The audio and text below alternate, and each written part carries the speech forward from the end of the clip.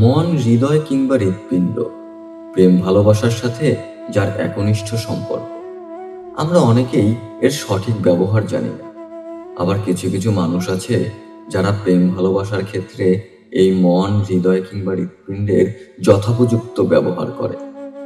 বহু প্রেমে লিপ্ত হয়ে জনে জনে বহুজনে বিলাচ্ছে প্রেম ভালোবাসা। আসল ব্যাপার হচ্ছে সে তার মনের সঠিক ব্যবহার করছে। কি অবাক হলেন?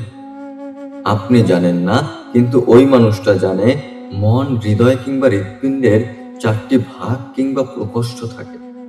এখন সে তার মনের 4টা প্রকোষ্ঠে যদি 4 জনকে জায়গা করে দেয়, এতে অপরাধ কোথায়? গোটা মনকে কোনো একজনের নামেই দলিল করে দিতে হবে এমনটা কোথায় লেখা আছে? কি ভাবছেন 4 জনের বেশি হয়ে গেলে কি হবে, তাই না? প্রকোষ্ঠ তো 4টা, কারো কারো ক্ষেত্রে তো 12 জনও হয়ে যায়। অযথাই ভাবছেন।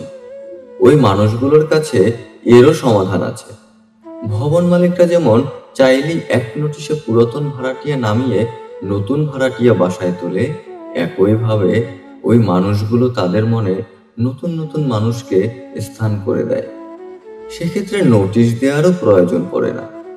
পুরাতন মানুষকে সরাবে, নতুন নতুন মানুষের আগমন ঘটাবে। বেশ বড় মনের মানুষেরা, তাই না?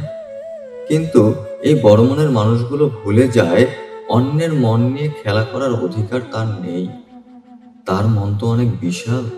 তাই তারা এটাও ভুলে যায় এই পৃথিবীতে কিছু কিছু ক্ষুদ্র মনের মানুষও আছে, যাদের মনে একজনের বেশি মানুষের জায়গা হয় না।